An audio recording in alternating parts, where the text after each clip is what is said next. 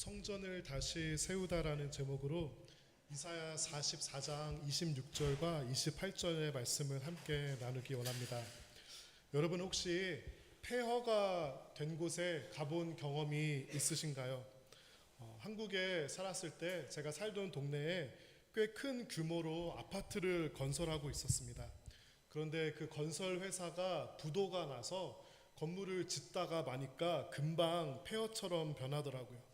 그 안쪽으로 비행 청소년과 가출 청소년들이 그곳에 들어가서 많은 나쁜 일들을 하고 있다는 그런 소문이 돌기 시작했습니다. 폐허가 된 곳에 가면 그곳은 생기와 희망을 찾아보기 어렵고 을씨년스럽고 적막함과 어두움만이 감돌게 됩니다. 이스라엘의 역사를 살펴보면요, 바벨론에 의해서 침공을 받고 많은 사람들이 포로로 끌려갑니다. 예루살렘은 파괴되고 짓밟히고 무너지게 됩니다. 전쟁은 참으로 참혹합니다. 삶의 모든 기반을 파괴해버리고 그 어떤 트라우마 때문에 그곳에 다시 돌아오는 것이 매우 힘들게 만듭니다. 여러분 한번 상상해 보세요. 어떤 장소에서 여러분의 가족이 희생당하고 가족이 피를 흘렸다면 그곳으로 다시 돌아와서 살 수 있겠습니까? 바벨론에 의해서 또 아시리아에 의해서 모조리 불타고 파괴되고 무너진 이스라엘을 보면서 사람들은 이제 하나님이 우리를 버리셨다. 이스라엘에는, 예루살렘에는 더 이상 소망이 없다. 이제는 그 불타버리고 무너지고 재만 남은 예루살렘을 보면서 이제는 다시 사람들이 와서 살 일이 없을 것이다 라고 생각했을 것입니다. 실제로요, 좀 더 이제 역사를 타고 올라가서 나중에 보면은요, 느헤미야라는 사람이 다시 돌아와서 그 예루살렘 성벽을 세우는 그런 일을 감당한 사람이 있었는데요. 다음 슬라이드 보시면 제가 간단하게 설명해 드릴게요. 여기 보면은요, 이제 지도자들은 예루살렘에 가서 살았고요. 백성들의 경우는 제비를 뽑아 10분의 1은 거룩한 성 예루살렘에 살게 하고 나머지는 자기 마을에서 살게 하였습니다. 제비를 뽑아서 10분의 1은 예루살렘에 가서 살게 했으니까 이 사람들이 마치 분양에 당첨된 럭키한 사람들인가 생각할 수 있지만요, 2번을 보면은 백성들은 예루살렘에서 살겠다고 스스로 나선 사람들에게 복을 빌어 주었습니다. 무슨 말이죠? 사람들이 예루살렘에 가서 살기 싫어했어요. 그거는 희생하는 일이었어요. 그렇기 때문에 사람들이 그 희생한 사람들에게 복을 빌어 주었다라고 그렇게 말을 해주고 있습니다. 그런데 하나님께서는요, 이 예루살렘에 다시 사람들이 들어와서 살게 되는 날이 올 것이라고 오늘 본문에서 말씀해 주십니다. 오늘 본문 이사야 44장 26절과 28절을 우리 다 같이 읽어보면 좋겠습니다. 그러나 나 여호와가 내 예언자들의 예언을 이루어지게 했다. 예루살렘을 가리켜 사람들이 다시 여기에 살 것이다 라고 하였고, 유다의 성들을 가리켜 이 성들이 다시 세워질 것이다 라고 하였다. 폐허가 된 예루살렘을 내가 다시 일으켜 세우겠다. 또 나는 예루살렘을 가리켜 너는 다시 세워질 것이다 라고 하였고, 성전을 가리켜 너의 기초가 다시 놓일 것이다 라고 하였다. 예루살렘 하면은요, 또 우리가 빠뜨릴 수 없는 것이 바로 성전입니다. 성전은 구약시대에 사람들이 모여서 하나님께 제사를 드리고, 요즘 말로 하면 예배를 드리고, 함께 사람들과 만나고 교제하고 예배하던 삶과 신앙의 중심되는 장소였습니다. 그런데 이 성전의 시작이 있었는데요, 그 성전의 시작은 바로 성막이었습니다. 출애굽한 이스라엘 사람들에게 하나님께서 성막을 만들려고 하셔서 이것이 이동식 예배 장소라고 이해하시면 쉽습니다.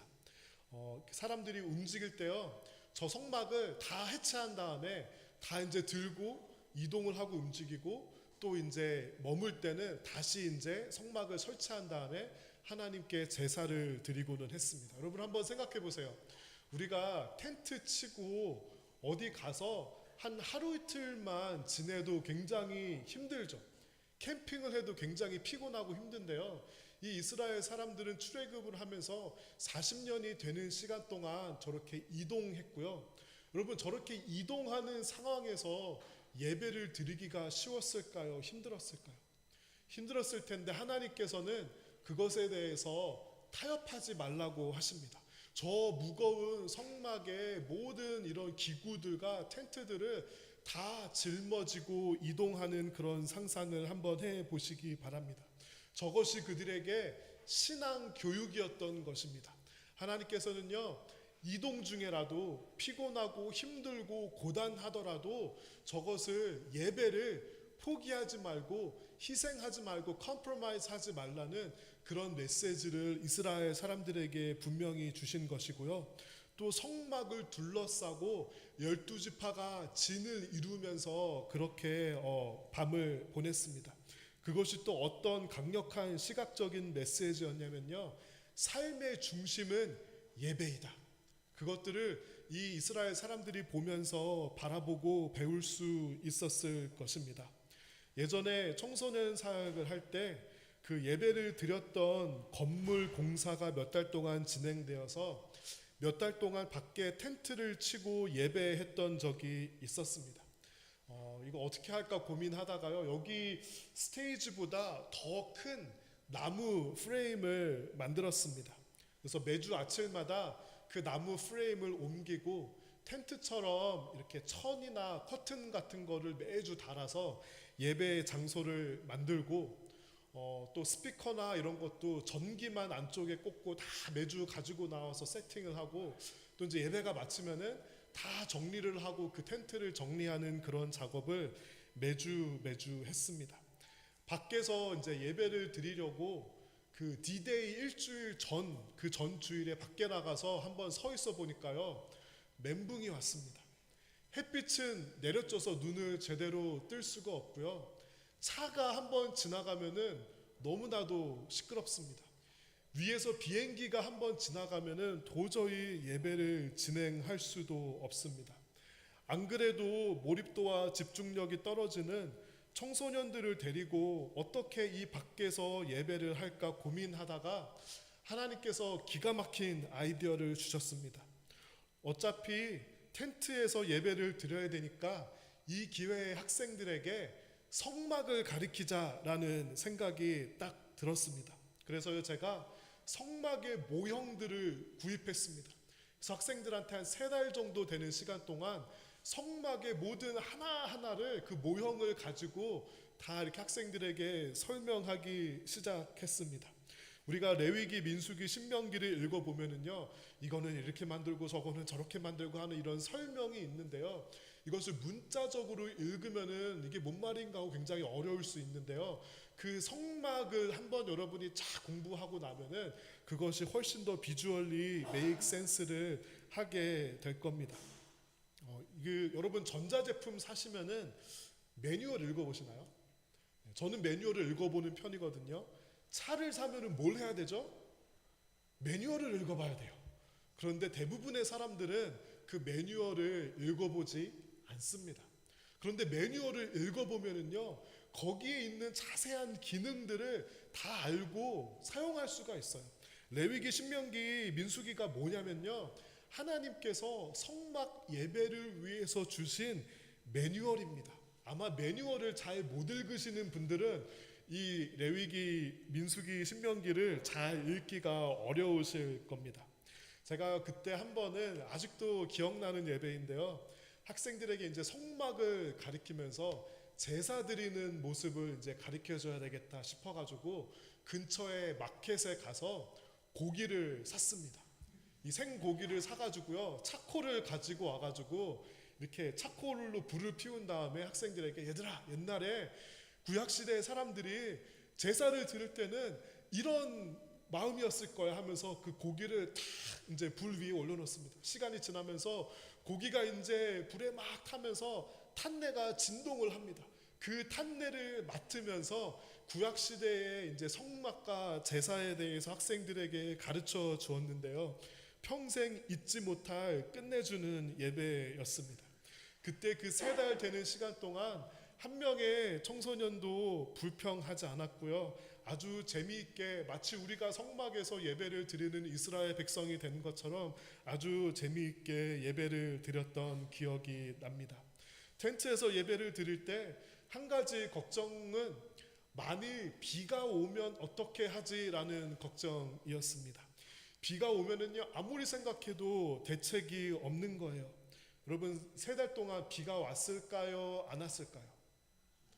네, 비가 한 번도 오지 않았습니다. 그런데요, 이거를 아마 사람들은 기억하지 못하고 저만 기억하는 것 같은데, 건물이 이제 어느 정도 완성이 되어서 건물 안으로 들어가서 이제 예배 드릴 수 있는 최소한의 환경이 돼서 처음으로 건물 안에 가서 예배를 드리는 날 비가 왔을까요? 안 왔을까요? 비가 왔어요. 네, 안 왔으면 제가 이렇게 말씀을 드리질 않았겠죠. 이런 것들이 아마 누구도 기억하지 못하겠지만 저와 하나님만 아는 비밀 같은 추억입니다. 이 성막 시대가 끝난 다음에 성전 시대가 열립니다. 성막이 템퍼러리한 텐트로 만든 예배 처소였다면 성전은 퍼머넌트한 건물로 된 예배 처소입니다. 다윗이 하나님을 위해서 성전을 만들기를 바랬어요. 그런데 하나님께서는 다윗이 성전을 만들지 못하게 하십니다. 너의 손에 피가 너무 많이 묻었다는 이유로 허락하지는 않으시지만 너의 아들 솔로몬을 통해서 내가 성전을 짓게 하겠다고 말씀하십니다. 다윗은 실망하지 않고 성전을 짓는 재료들을 모으기 시작합니다. 금 3,400톤, 은 34,000톤, 철과 녹과 목재와 여러 가지 기능공들을 준비시키고요. 아들 솔로몬에게 마음과 정성을 다하여서 이 성소를 건축하여서 여호와의 법궤와 그 성막에 있던 그 거룩한 기구들을 그 안에 들여놓으라고 그렇게 말을 하고 기록을 남깁니다. 솔로몬의 성전을 재현하면은 다음과 같은 모습이었을 것이라고 합니다. 제가 다음과 같은 모습이었을 것이라고 말씀드린 것은 이 솔로몬의 성전이 지금은 존재하지 않기 때문입니다. 역사를 들여다보면은요, BC 587년에 바벨론의 느부갓네살 왕에 의해서 이 솔로몬의 성전이 무너집니다. 그 외에도 이제 성전이 한 번 다시 건축되고 다시 한번 건축되는 좀 성전의 역사가 있는데요. 마지막에 성전이 건축된 것은 사실 이스라엘 사람들이 아니라 유대인의 인심을 얻기 위해서 헤롯 왕이 저 솔로몬의 성전보다 더욱더 화려하고 대규모로 지었다고 전해집니다. 그런데 그 더 크게 지어진 성전도 로마에 의해 AD 70년에 예루살렘이 함락될 때 불에 타 버렸습니다. 그 벽 하나가 남았는데요. 그 남은 벽이 우리가 이제 흔히 통곡의 벽으로 알고 있는 그 벽이라고 전해집니다. 성전이 이런 복잡한 역사를 가지기는 했습니다. 하지만 성전은 그 당시에 세워져 있을 때에 이스라엘의 자랑이었고 그들의 역사였고 하나님께서 그들과 함께 하신다는 상징으로 그들이 정말 자랑스러워하면서 여겼습니다.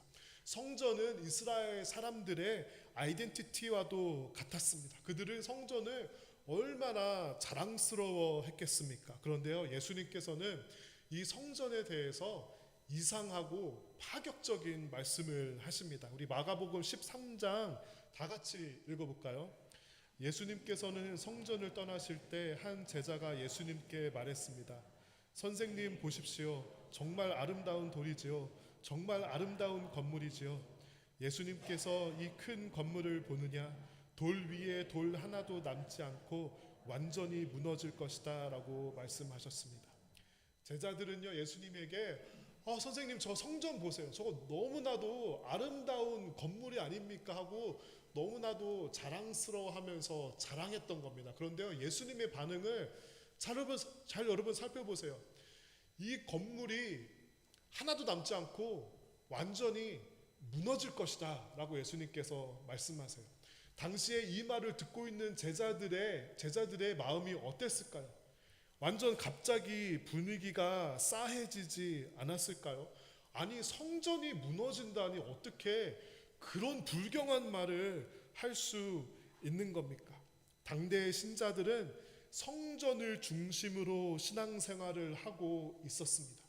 그런데 예수님께서는 이 사람들이 건물과 성전 중심으로 신앙생활을 계속할 경우에 예수님께서 그들에게 오셔서 보여주시고 말씀해 주시고 그의 죽음으로 인해서 새롭게 여실 새로운 시대와 세대의 새로운 예배를 받아들이지 못할 것이라고 생각을 하셨습니다. 그래서 예수님께서는요, 저 성전이 파격적으로 무너져야만 사람들이 하나님께 새로운 시대의 신령과 진정으로 예배를 드릴 수 있을 것이다 라고 생각하셨습니다. 그래서 저 성전이 무너질 것이라고 예언하셨습니다. 그리고 그 예언대로 역사를 찾아보면 AD 70년에 성전이 무너지고 말았습니다. 여러분, 지금 이 시대에 그 성전의 자리에는 무엇이 있을까요? 혹시 아시나요?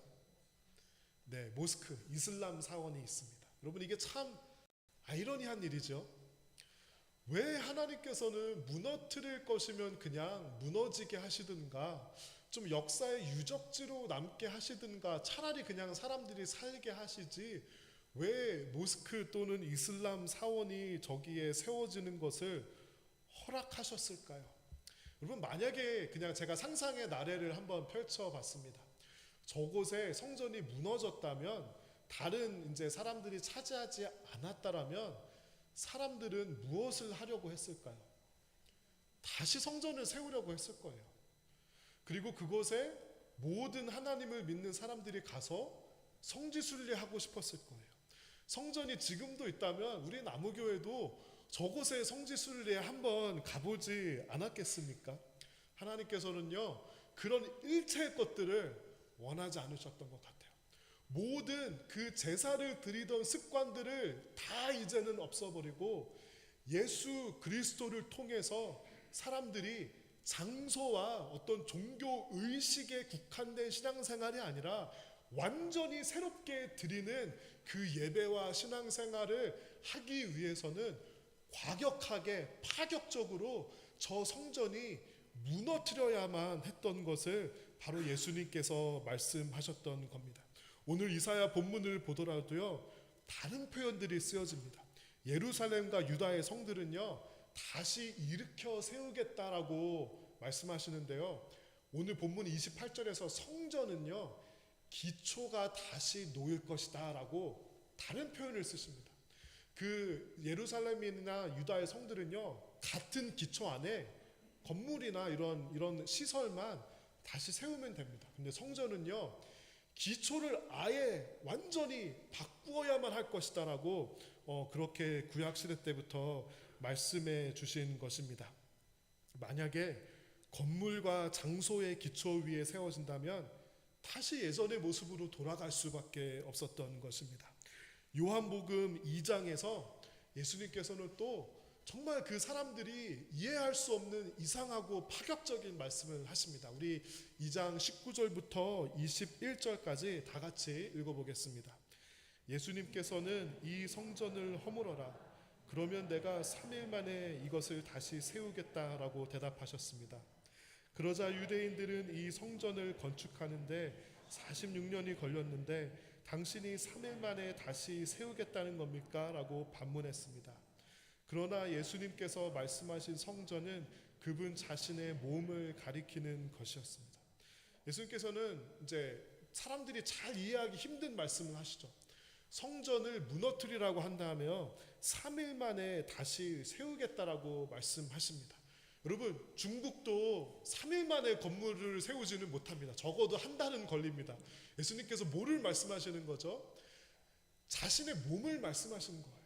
3일 만에 다시 살아나실 자신의 몸이 성전이 될 것이다 라고 그렇게 완전히 다른 성전을 말씀해 주셨던 겁니다.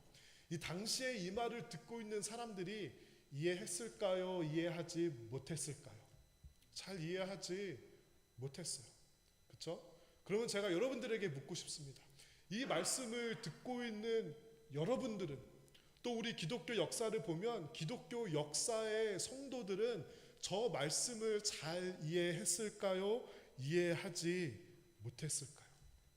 저는 잘 이해하지 못했다에 한 표를 던지고 싶습니다. 사실 예수님의 몸이 성전이다, 이것이 좀 인투이티브하지 않습니다.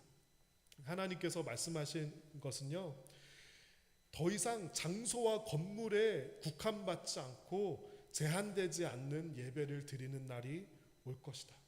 예수 그리스도의 이름을 고백하는 신자들이 신령과 진정으로 예배하는 날이 올 것이다 라고 말씀해 주십니다. 그러므로 우리 성도들이 드리는 예배는 장소와 공간에 구애받지 않아야 합니다. 이것은 이제 띠오리예요, 그렇죠? 근데 이제 프랙티스로 갔을 때 실제로 우리 사람들은 장소와 건물에 전혀 제한받지 않고 국한받지 않는 그런 예배를 사람들은, 저와 여러분들은 드리고 있습니까? 교회를 선택할 때 사람들에게 가장 큰 영향을 주는 것이 첫 번째는 교회의 위치입니다. 주차장이 얼마나 넓은가, 시설이 얼마나 잘 되어 있는가, 우리 본당 시설과 또 교육부 시설이 얼마나 잘 되어 있는가. 사람은요, 공간과 장소에 영적인 의미와 존재를 부여하는 것이 바로 사람입니다. 사람은 어떻게 생각하냐면요, 건물이 있으면 거기서 안정감을 찾고 거기서 행복을 찾습니다. 특히 우리 한국 사람들은요, 다른 나라에 비해서 부동산의 자산 비율이 압도적으로 높고요, 아파트 한 채, 집 한 채 가지면 행복할 것이라고 믿는 그런 민족입니다. 저는 사람은 이런 공간에 그런 의미를 부여하는 그런 연약한 존재라고 생각합니다. 여러분, 예배를 드리는데 건물과 장소가 중요합니까? 중요하지 않습니까? 이론적으로는 중요하지 않습니다. 하지만 저와 여러분은 사람이기 때문에 영향을 어쩔 수 없이 받을 수밖에 없는 것을 인정합니다.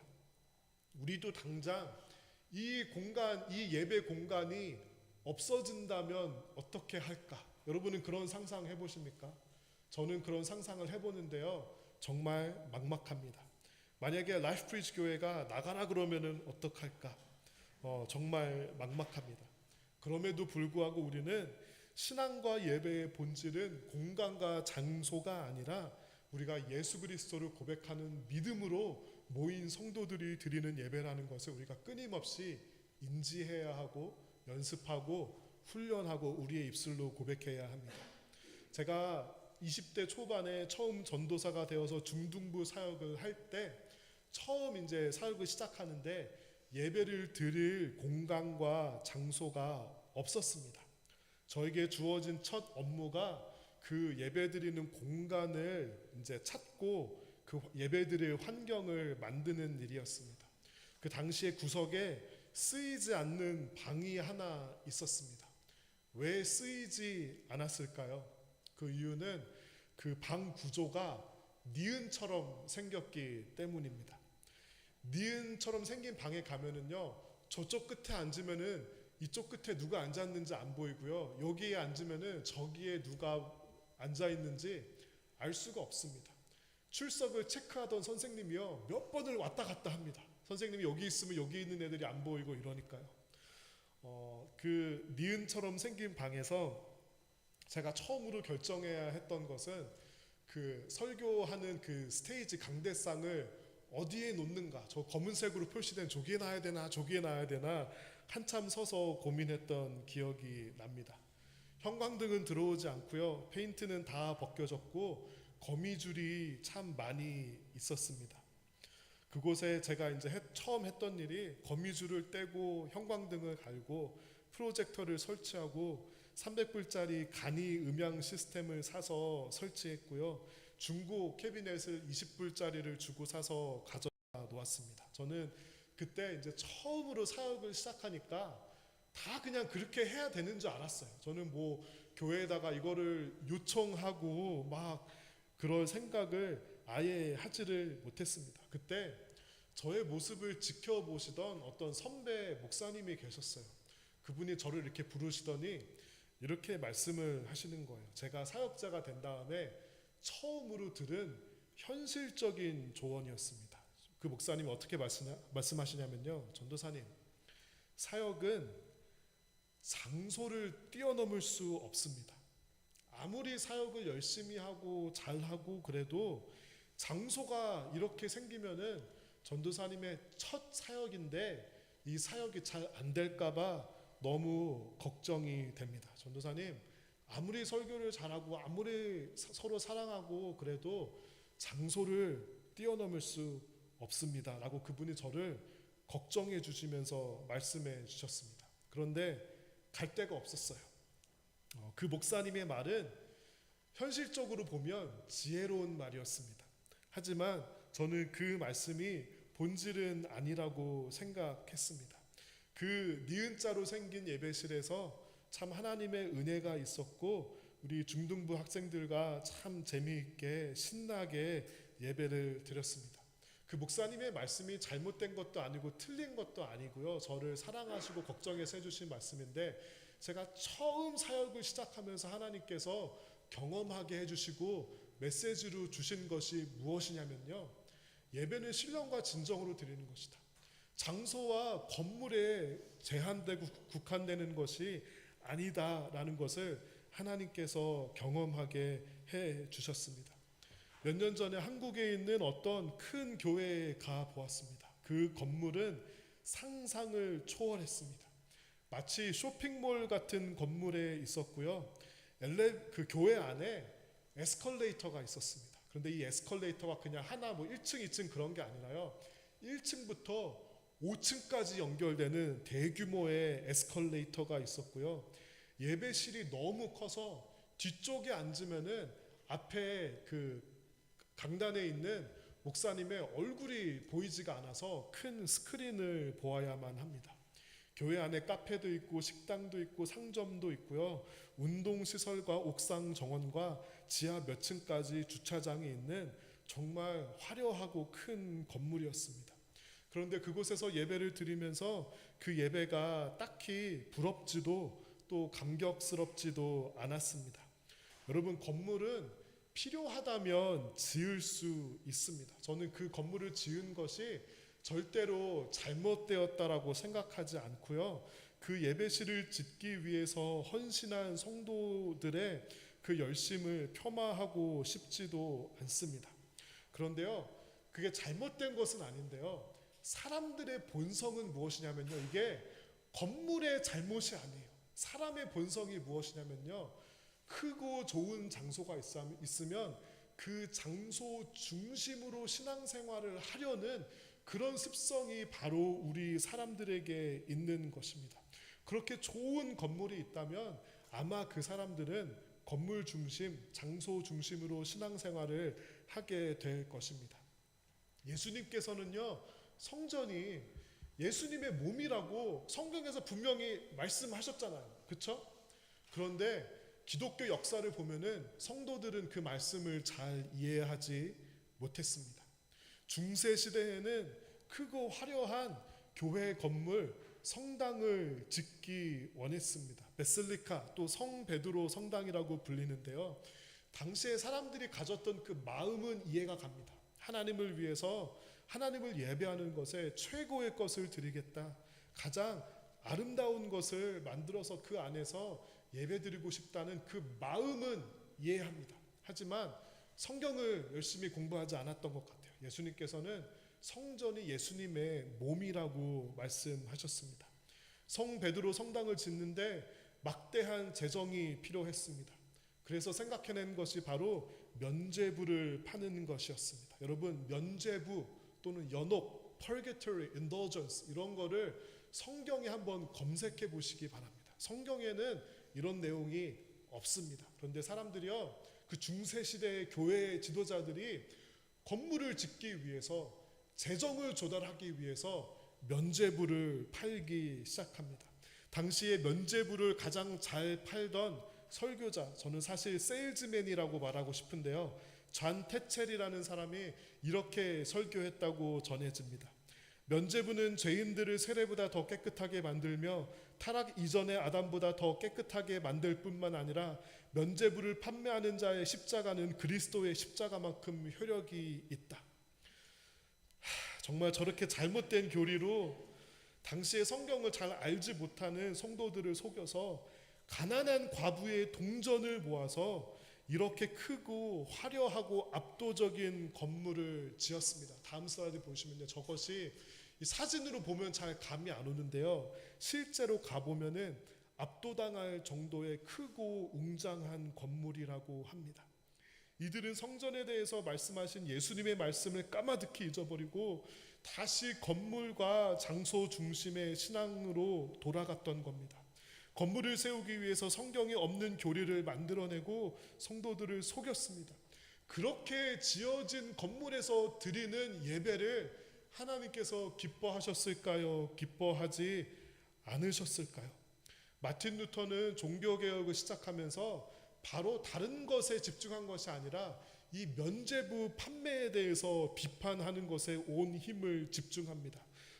마틴 루터가 95개의 조항 중에서 한 가지 조항만 제가 읽어드릴게요. 또한 오늘날 제일 부자의 재산보다도 더 많은 재산을 가진 교황이 가난한 신자의 돈으로 행하는 대신 차라리 자기의 돈으로 성 베드로 교회당쯤은 세울 수 있지 않는가? 여러분, 정말 신랄한 비판이 아닙니까? 예수님의 말씀을 기억하고 교회 역사를 기억하는 성도라면 우리가 정말 건물 중심, 장소 중심의 신앙생활을 하면 안 되겠다라는 것을 우리가 반드시 뼈아프게 기억해야만 할 것입니다. 여러분, 교회는 무엇입니까? 건물이 아니라 장소가 아닙니다.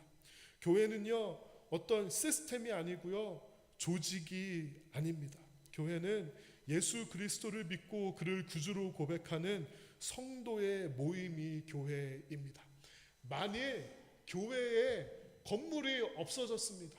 장소에서 쫓겨납니다. 그래서 와해되는 교회라면 그것을 우리가 원래 처음부터 교회였다라고 말할 수 있겠습니까?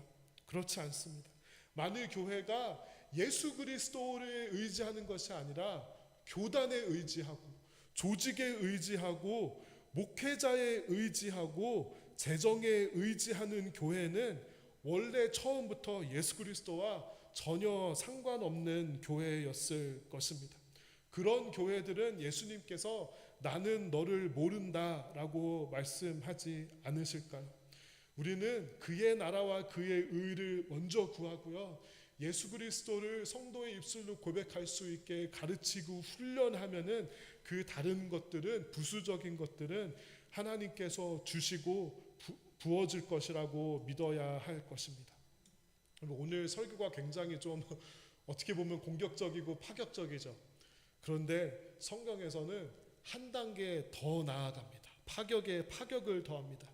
고린도전서 3장 16절과 17절을 읽어보겠습니다. 여러분은 자신들이 하나님의 성전인 것과 하나님의 성령께서 여러분 안에 계신다는 사실을 알지 못합니까?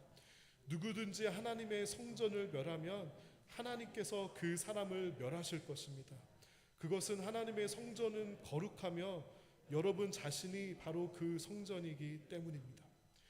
예수님의 몸이 성전이라는 것도 우리가 파격적이지만 받아들일 수 있는데요, 성경에서 뭐라 그러죠?